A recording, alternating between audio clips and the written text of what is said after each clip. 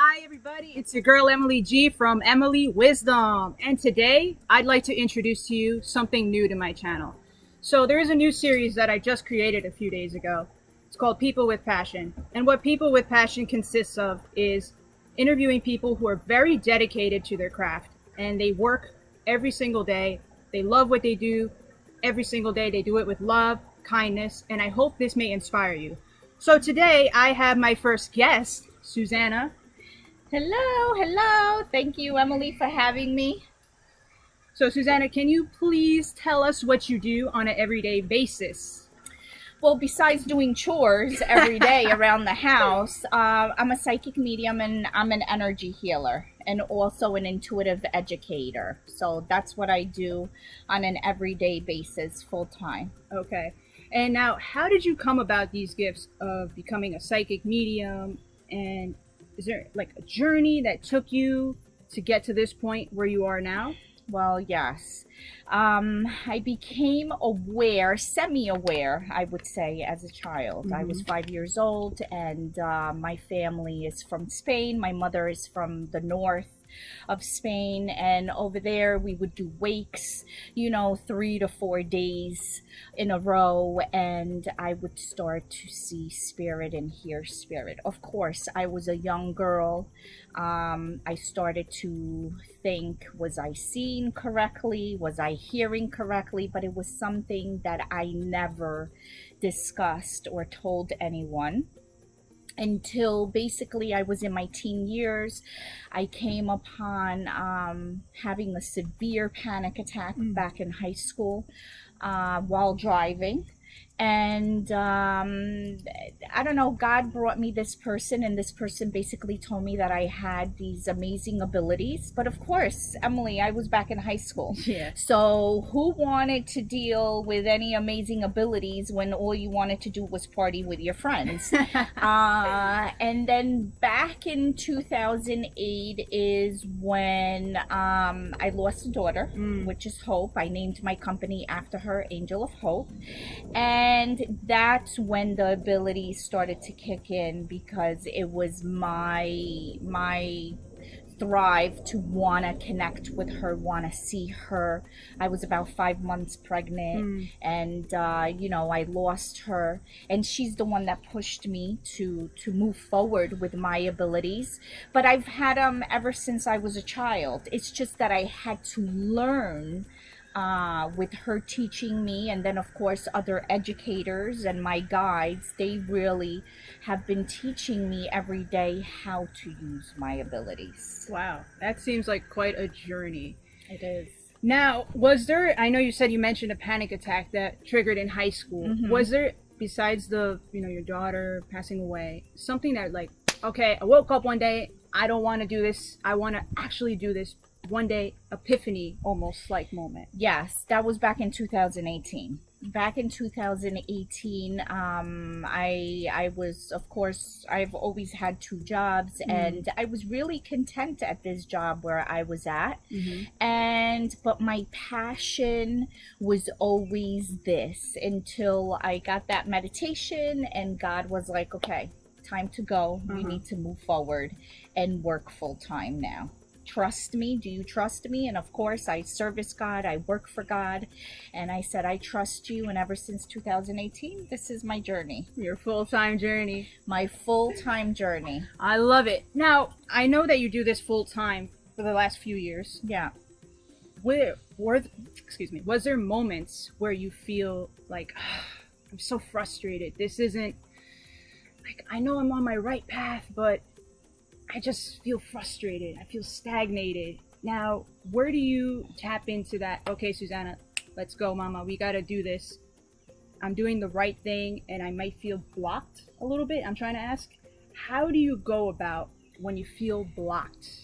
Okay, so that's a good question, because as an empath and as intuitive, or as a regular person, we're always going to feel stagnated, or we're always going to feel differently each day.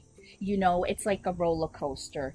And I had many times where I was like, yes, I know this is my path, and I had my guides explaining it to me, but I still at times I hit my lows. Mm-hmm. And it's just trials and tribulations that you have to go through. And the biggest journey is just being able to push through that, to be able to really trust and commit and push through whatever it is that you're feeling. Okay, yeah, because it seems like a lot of the times people follow their passion, and all of a sudden they hit a roadblock, and not just their passion, but anything, relationship, family life, and it's not really working for them. So I feel like what you're saying is that it does, you got to push through these emotions, you got to sit with them. Now, let's get to the nitty gritty of Okay. what you do. Now, being a psychic medium, people, especially here in the United States, they're like, you see Long Island medium, and they're like, can you talk to the dead? Can you tell me if I'm going to win the lottery? How many times what's the real nitty gritty of being a psychic medium on a day-to-day basis? A psychic medium is a lot of work. It is a lot of work. Okay. I get a lot when I introduce myself to people. It's hysterical, and especially more from men when they hear, oh, well, what do you do? What's your profession? I'm a psychic medium. And right away they jump back and they're like, oh my God, are you reading me? What do you see? What is going to happen to me? And I laugh hysterically when I hear that. Psychic medium is basically, you're able to see past, present, and future, but it's also the emotions as an empath, as an intuitive, also communicating with spirit. I don't practice this as far as me going out into public, tapping into everybody's mediumship or psychically.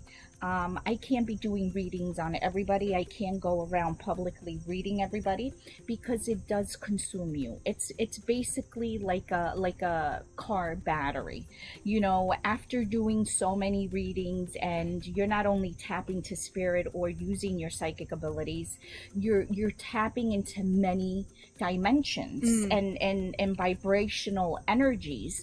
So it can be a little overwhelming, and you have to be very grounded. You have to have an excellent team of guides who are going to be there to support you, to give you that energy, to assist you at times when you're connecting. So in everyday basis, I have to try and be centered, grounded. I have to be okay in order to see clients. If I'm not okay, I'm not going to see you. So it's a lot of work. It's a lot of work, but you got to put in the work, and it's a beautiful thing. This is not a bad thing.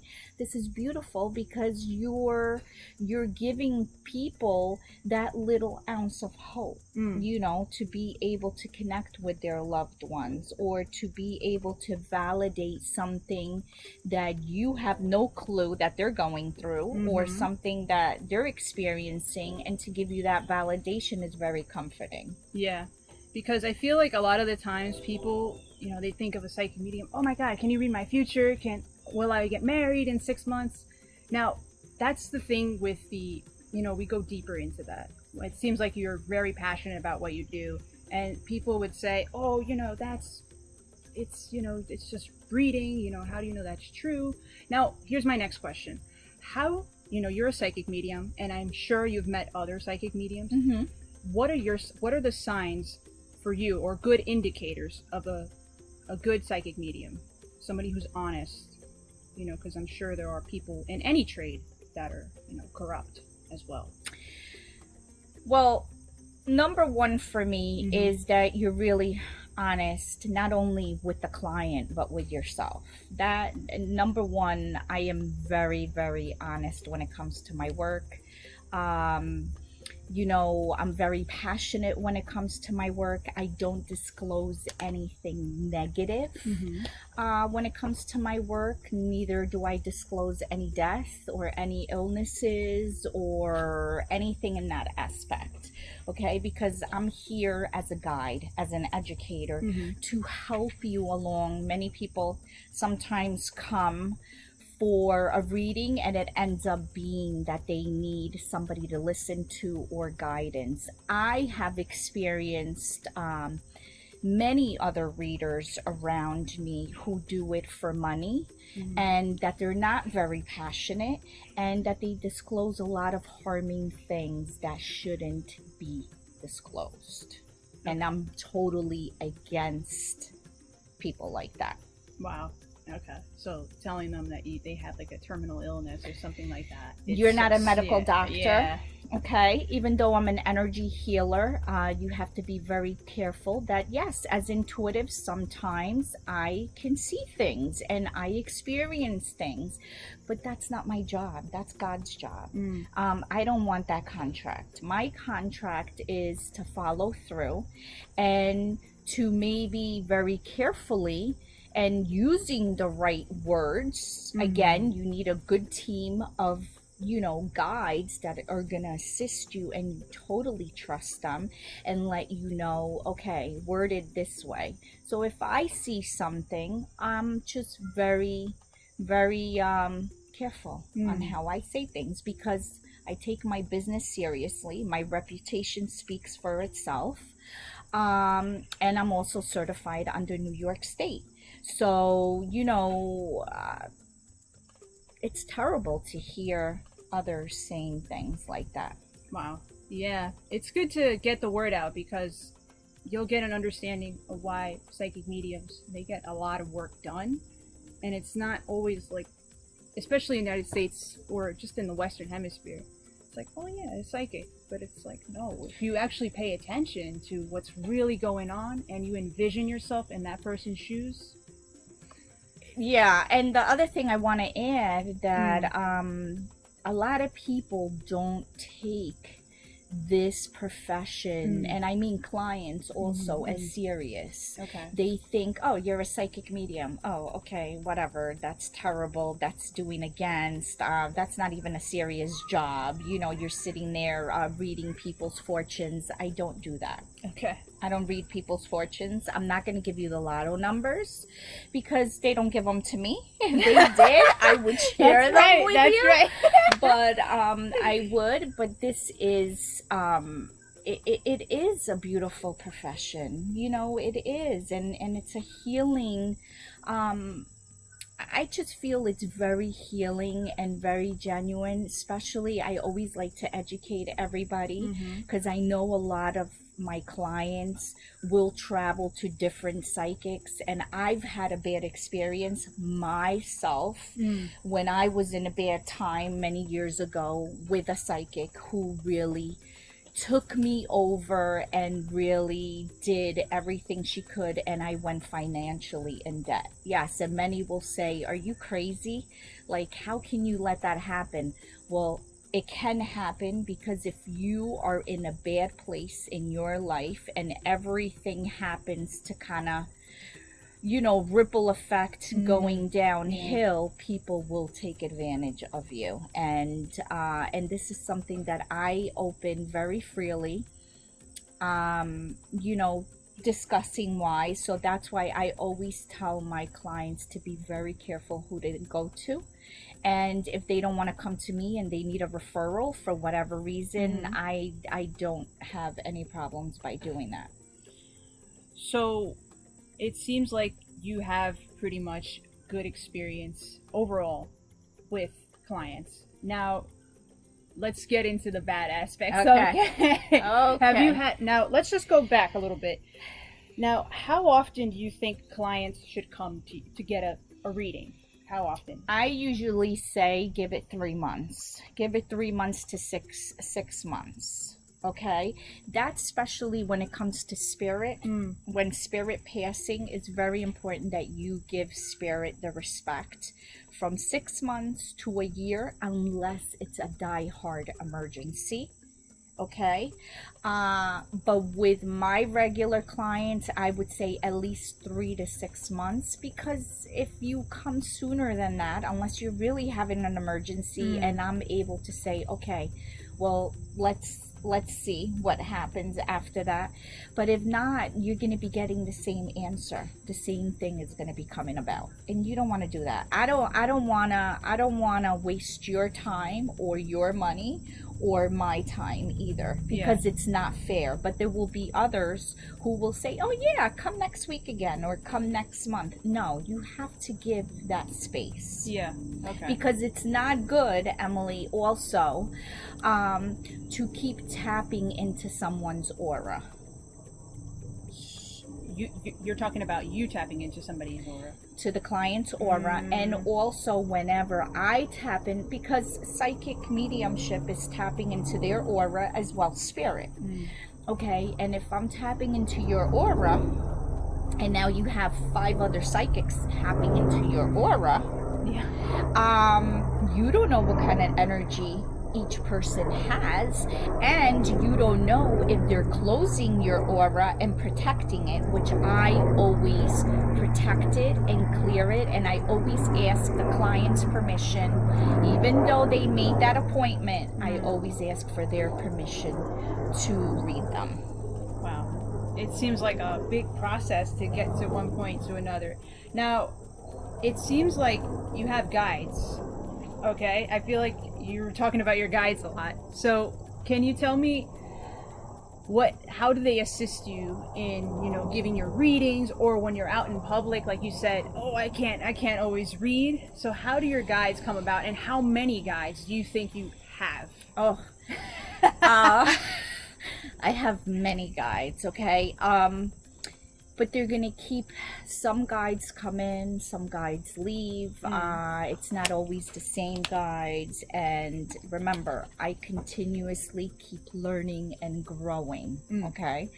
My guides will come and connect with me on a daily basis, where they come and talk to me, they crack jokes, or they will warn me of certain things while I'm out, or they will shield me. So in that aspect, they're like my best friends. They're my families. I take them everywhere I go.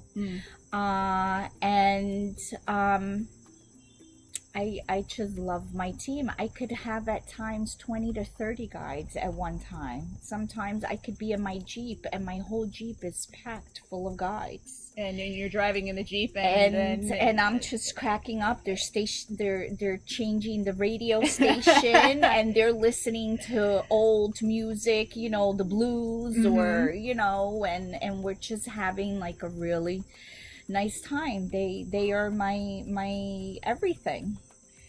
Yeah, that seems like a fun time, to be honest. Yeah. Now, do people think like, oh, it's a spirit guide, you can't see them, but you still connect with them energetically. They're still very much around. Yes.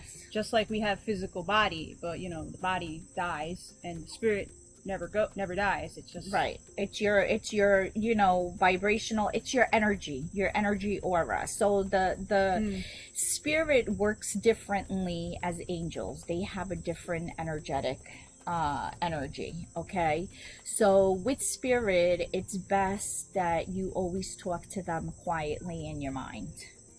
Okay, because they will hear you better. With archangels, you can talk out loud as I'm talking to you. This is what was told to me. So with spirit, I will hear them quietly. At times I talk to them out loud, but most of the time it's like quietly when I talk to them and engage with them. And their spirit lives on. We're just a shell. Wow. We're just a shell. Wow, that's pretty insightful. If you think about all the stuff that goes with being a psychic medium, it's not very simple. It's just a lot of energy. And, I give you credit, because that's just something people like, oh yeah, psychic medium. But if you really go into the details of doing what you do every day and you still do it, give me props for that.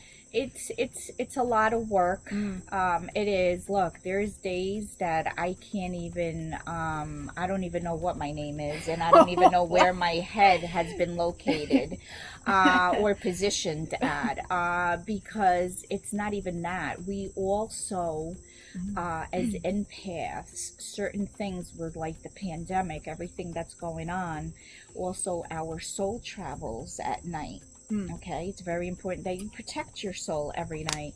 Our soul travels, so there's many things that we're taught while we're traveling and many things that we're doing as we're traveling. So at times I'm feeling I'm coming from the cantina, not knowing if I was at the bar, you know, doing shots, or who was I assisting at that time. Right. You know, so it can be at times very overwhelming and very tiring, and but like I said, if you have those loved ones, I'm always calling on them to kind of help me heal and ground, and you know, just get away from everybody. Yeah, because it seems like there's a lot of like energy coming in and out. You ever had like bad days where you're just like, oh my god, everything's going wrong, so I just need to disconnect. Yeah, I gotta get away. Yes, there is many, and when I do that, I either go into nature or the mountains. Okay. Yeah. Seclude myself. I won't talk to you. I will ignore you.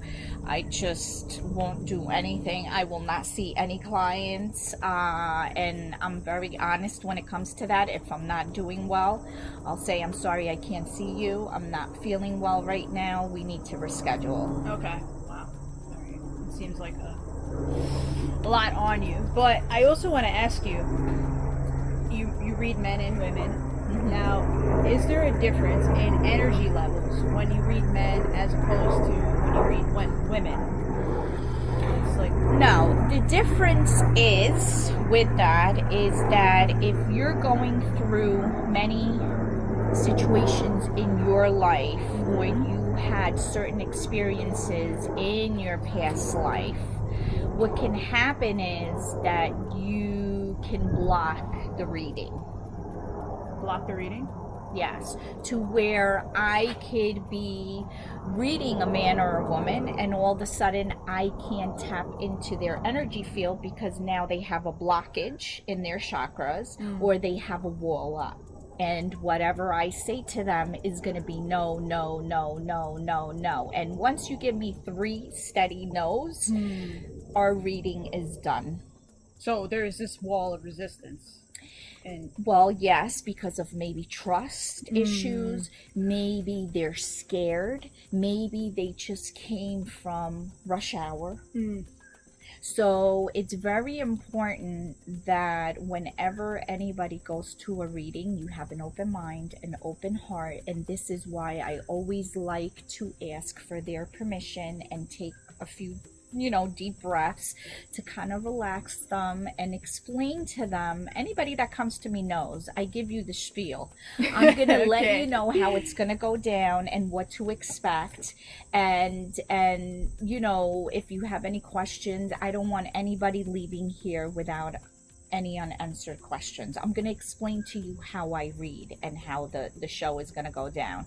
But I will also explain to them to come with an open mind and heart, because if you're coming too overcharged, I'm not going to be able to read you. Okay.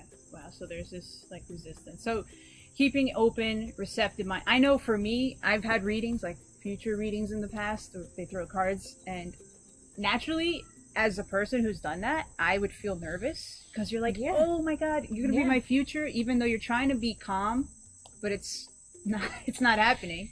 You know why, Emily? Because a lot of people, especially with tarot cards, okay? I grew up hearing that tarot cards are horrible. Tarot cards are horrible because the devil and the death card are there. The devil does not represent any negativity unless you're open to negativity, okay?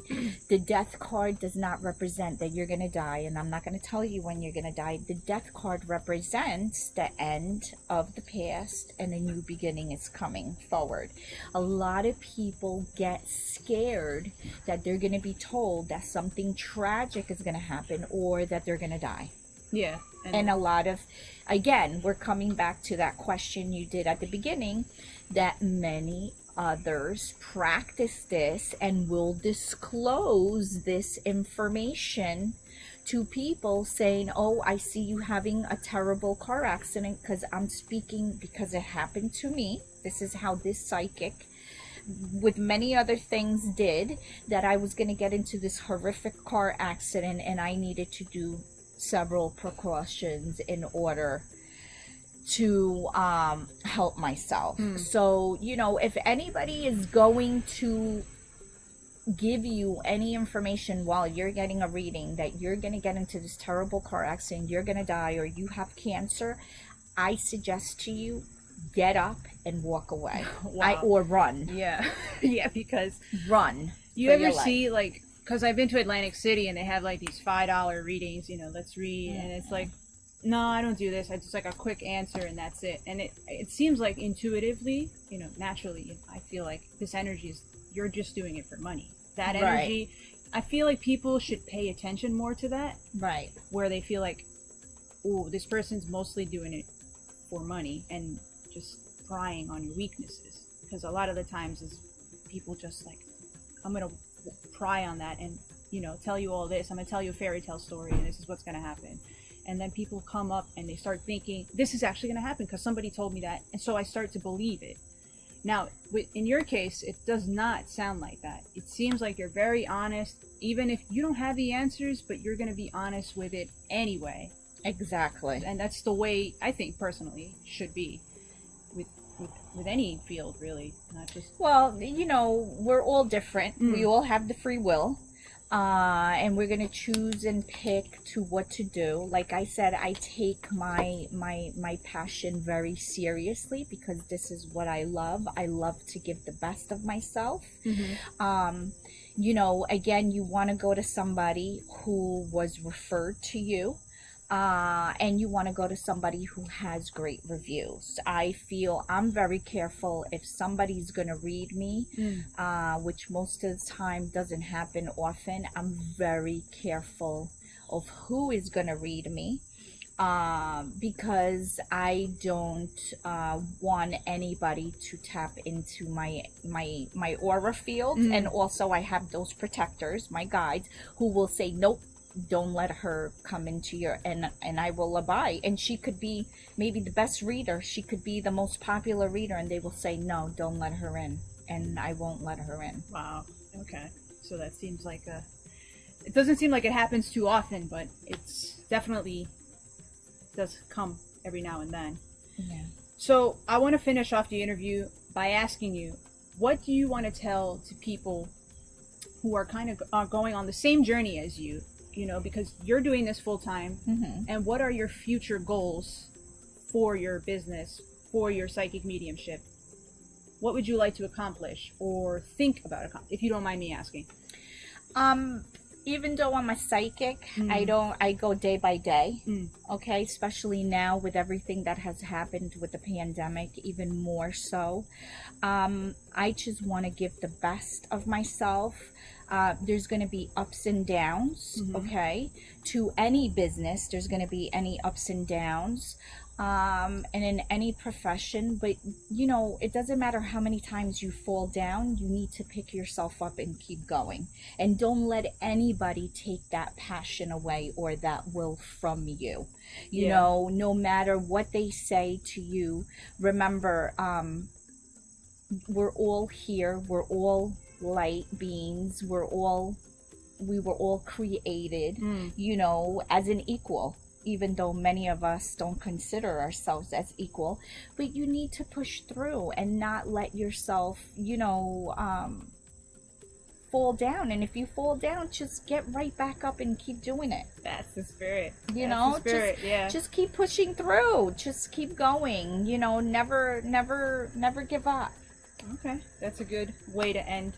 Good. So I just want to say thank you so much, Susana, for taking some time out of your day. I just want to say thank you, and thank you to my audience for listening. I hope this message may have appealed to you. I will put in Susana's information if you'd like to check out her website. She also has a YouTube channel. And once again, mi amores, mwah, thank you for listening. Bye. God bless. Ciao. Love and light.